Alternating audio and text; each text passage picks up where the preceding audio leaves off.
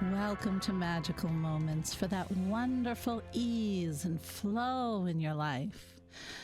And I know right now we have so much going on in the world, but here I have, well, I dare you actually. I am challenging you because it is time for us to let go of some of these things and to activate our present moment. Because our minds are weighed down. So, I was at my favorite spot, folks. You know all about it. My Little River Wetlands this morning. It's a beautiful day. The sun was shining. A little bit cold, but that's all right. The birds are coming alive. Spring is saying, I'm coming, I'm coming, I'm coming. So this is what I love to do. And I'm going back there today. I love to go into nature.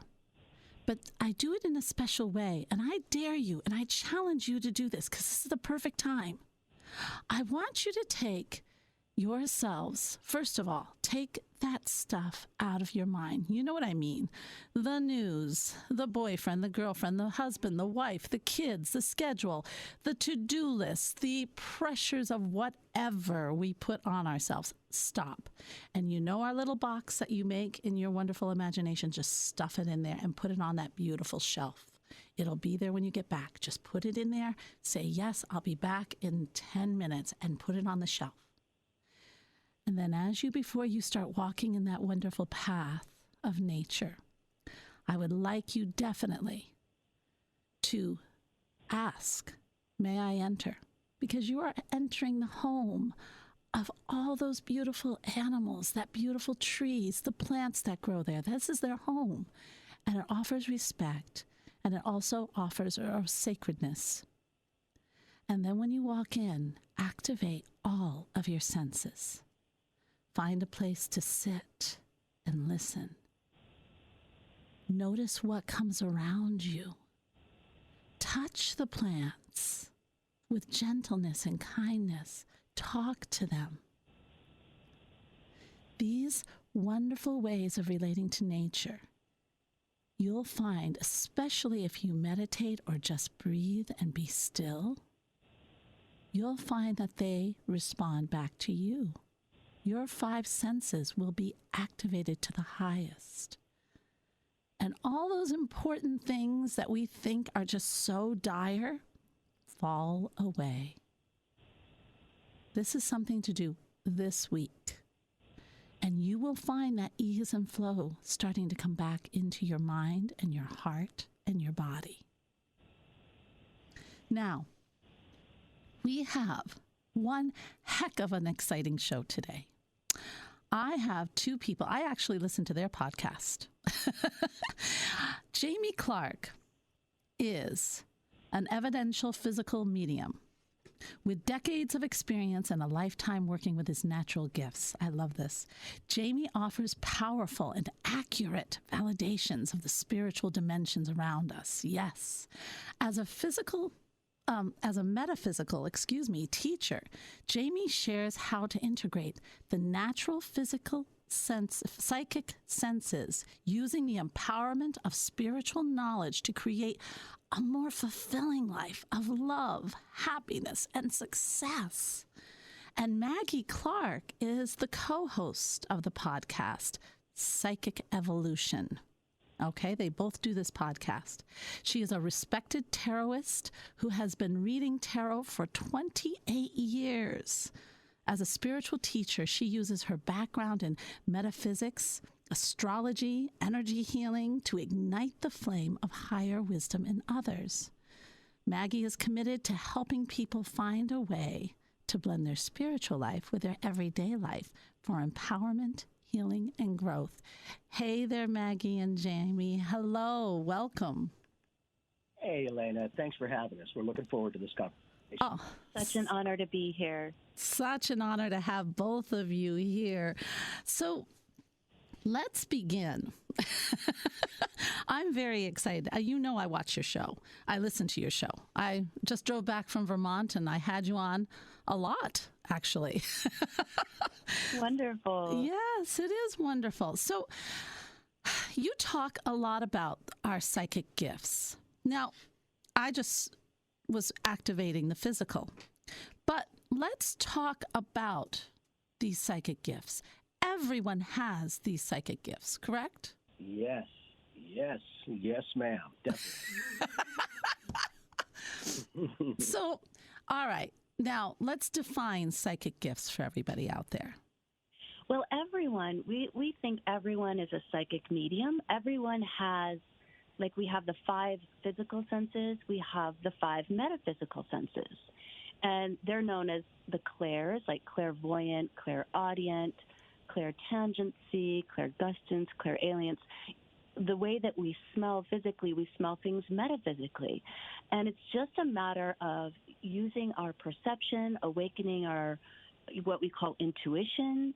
Sometimes people might call that the third eye. But all of these gifts are so natural for everyone. It is. Supernatural. They are supernatural. They truly are. And we all have them. I think, I don't know, you can tell me what your thoughts on this, but I think we have gotten so bogged down with our thoughts. I always find, see, I'm a soul nurturer and healer by trade. And I find that people tend to have so much stuff in their head, not necessarily problems, just stuff, along with some healing. But it's just, we're so busy, and especially at this time, everything is demanding our attention. And let's face it, we have lived 4-6 years with constant drama every day. So it weighs on us. Don't you find that hampers our psychic abilities? It certainly can, especially when life becomes very heavy. And I always playfully say that when I meditate, I am no longer mindful. I am mindless. Because it is that saturation, all of those life experiences, dynamics, people, those things that are not easy to understand and maybe connect or communicate or deal with, that can sometimes get us trapped in our own reality. And, I think, Elena, that you bring up a very cool point, and that was when you were doing the visualization for them to find that beautiful place to enjoy. Yes. For me, going to that location, being there and feeling it, I now entrain myself how it feels to be in that area, that vibe, that frequency, so that I can lock that in, and no matter where I'm at, I can recall it instantly and be there, right there, with any intent of quieting the mind, soothing the soul, opening the connections, all of those things. See, and that's what is so important. And I want to bring up, because I always talk about the sacred space. I always say that little Cinderella show where I can be whatever I want to be. Remember that musical? Yeah. So I have a sacred space, and we decorate our sacred space. If it's out in nature, we just enjoy. But that sacred space is to meditate, to create. Okay, now you have a different little avenue on that, which I really like. You have a sacred room, which is a little bit different, and I like. Can you explain that? Yeah, the spiritual room is a room that you create in your mind that is yours alone, and it is very much that sacred space. And that spiritual room is where you go to practice opening up your metaphysical senses and your psychic abilities and your mediumship abilities. And it's one of those places where if you go there in your mind through meditation, or just when you're relaxing, you can go there and you can work on improving your clairvoyance, your clairaudience, whatever it is that you want to work with. You could just sit with your soul. We have a seat for the soul. That's your claircognizance. And it's this place that you build, and it can look anything like you want it to look. We have a couple of shows where we talk you through how to build it, so it's easy to do if you want a guided type of experience. But what it does is it allows you to just create an avenue for going to improve your spiritual gifts and work with things that you might be weak on or strong on, or what you wish to develop. And not only that, the way that you share it is bringing anything into the spiritual room, into your area, whether it's waterfalls, flowers, pictures, anything that makes it feel like home and comfortable. Because for myself, and I'm sure with Mag, I wanted to make sure that I'm comfortable and safe in every way. I didn't want to have to worry about, I hope I'm safe. Frick that. I'm going to know I'm safe with confidence, and then we can open up more effectively. And in being able to have our spiritual room to go to in this case gives you a focused place of safety, of receptiveness, of trust with the psychic senses that we all have. And I was, the more that we work with them, the better we get. It's those kinds of connections that now people are becoming that inner space astronaut, discovering who they truly are, which is everything. We are all interconnected. And I think that these past couple of years, that has been a very heavy vibe for the entire planet, has also had some very powerful benefits to it, as crazy as it sounds. One, that there have been people, families, and others that may not have spoken for years, and yet through the circumstance, or the dynamic, they lined up, or they were both in a similar location or at the same location, and healed their relationships after sometimes 30 years of not connecting. Not only that, the spiritual avenue, because for a while there, I believe that they were saying, you're not going to that location. And so people were like, whatever works for you is perfect. But also it gave people a chance to go, well, if I can't go to that location to connect to the big guy, then I guess I'm going to have to bring him to me. Yep. Then we get the empowerment to go no matter where we are. There you go. It is all interconnected. And finding ourselves within life, we begin to find that life within us. That's exactly right. And a lot of us did not take that opportunity, but a lot of us did. And we found our spiritual gifts. We found who we are. So it was a wonderful time for those. And it was a split, but still, I think more people are starting to realize that they cannot deal with everything the way it's going. It's tiring them out. They find themselves sad all the time, and they don't know why. And so opening ourselves up to the possibility that we have we have so much power. We have to start owning our power of happiness. We have to start owning that we are the ones that create it.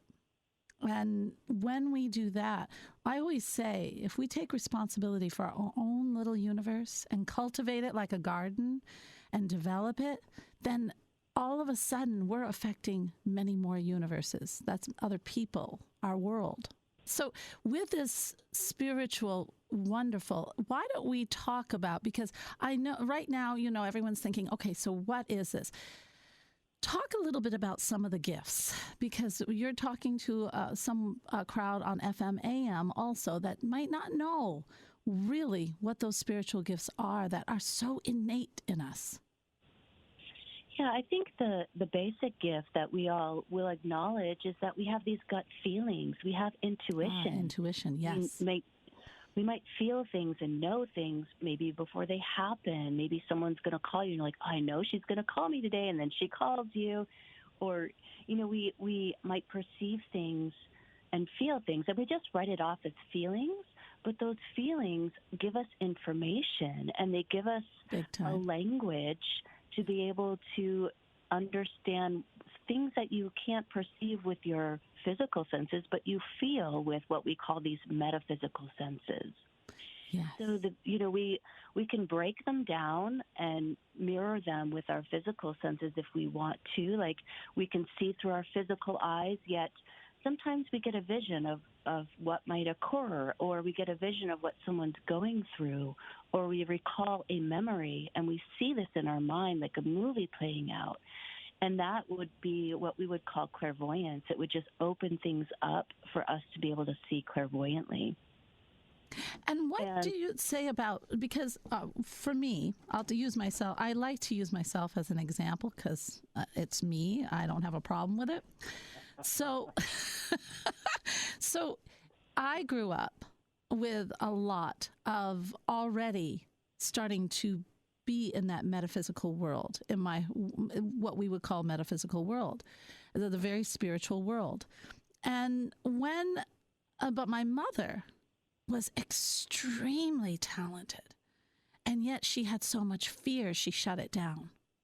Now, I find that a lot with people. They are so scared of what they have inside of them that they get those little nudges and they turn out to be right, or that they see something and it happens and they're like, oh no, I can't do that. What can we say to people who are experiencing these incredible gifts and have that incredible fear? Where is it founded? How can we deal with it? Well, first is to, I always feel that we have to bring love to the places that we're afraid of, because where love exists, fear cannot, and where fear exists, love isn't really flowing. Yes. And so we really want to look at, okay, what am I afraid of here? Because we're not taught to deal with our feelings. We're taught how to read and how to write and how to move our bodies in sports, but we're not taught how to feel. And so a lot of it is trusting that we can receive and open to those feelings and be safe and not have to be afraid of what we don't understand or what we've not been taught. So the first thing I always think is, put your hand on your heart and say, okay, I'm going to just love what I'm afraid of here and see if I can just ease out that fear, replace it with a little bit of self-love or a lot of self-love, and then be willing to say, okay, how can I learn how to be receptive and open and trust? And again, this is a process. It doesn't usually happen overnight. It's like if you're an artist, you're not going to learn how to paint a whole mural overnight unless it's a past life recall or something that comes very naturally. Right. You're going to have to develop a skill set to be able to take the vision from your head and put it on a canvas. And the same is true for your psychic development. You take the visions and the feelings, and then we have to figure out, okay, what does that actually mean? And how do I develop that? Yes. And so we start with love, and then we start with opening and receiving, which is the feminine qualities of our energy systems. And then once we have that and we can trust some of the things that come, then we can open with a lot more confidence and safety. Elena, yes. You're bringing up a very interesting point to me, and that was as you were talking about your mom, you were saying she was very talented, but it became apparently challenging enough to where she shut down those abilities. Exactly. My dynamic is just by that very statement, we're now realizing that we control our abilities. Our abilities do not control us. Nice. There's a lot of people, and it's those different ways of seeing life experience. And the more that we can connect with ourselves, for myself now, 50-something years, I've learned that the more love, energy, attention, and compassion I give myself is no longer narcissism. It is self-realization, for I cannot give what I do not have. Yes. Most of us run empty, and when's it over? I'm like, frick that. I let it stay as if it's the first day of my life, not the last day. Otherwise, people are waiting, and when's it over? I'm like, man, we can build upon this greatness and have even more fun. And the ability to have that practicality of spirituality. I mean, to me, I always say everything is spiritual, and life is relative. Yes. We are extraterrestrials to everyone else, right? We are living on the other side of where we come from before here. Eternal soul prince of consciousness. And when we can get into that eternal life, as I always say, we live only one life, an eternal life. But each life we live is a minute in the hour in the day, and each of those days goes into our solar decks as an eternal being of life experience. And I find that when you live in that world, because I've always lived dual, this world is precious. You find the preciousness of this world. You see, of course, we're in chaos. I mean, we're supposed to be. It's a place for us to experience and create and grow and love. So when we are okay with this chaos that's going on, then we start to see the specialness in everyone's eyes. We start to see the specialness and the soul. We start to see the spirit in everything we do, in every piece of a tree, a grass. Spirit is everywhere, and it lights up our psychic abilities. Do you agree? Absolutely. And it's difficult sometimes because we don't give space to those feelings. Like, a lot of people say, how can we feel peace when there's war? And how can we, exactly. And we really have to become the examples in the world of living a place of love, living in a place of peace. And it's not easy to do that when there's so much chaos around and so much dysfunction.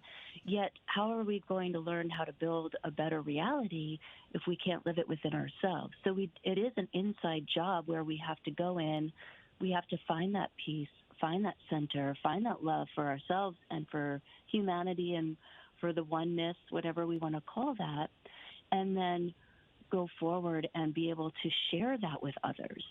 Wonderful. That's exactly right. We do. And now both of you have been experimenting with all your psychic abilities, of course, or you wouldn't be doing what you're doing.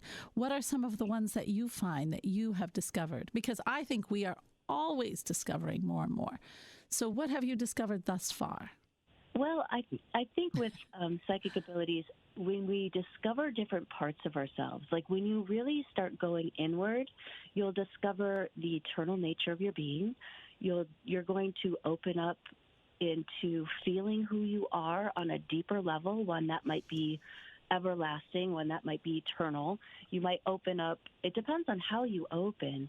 For some of us, we might have spiritual awakenings where we open up to past lives, future lives, different aspects of ourselves.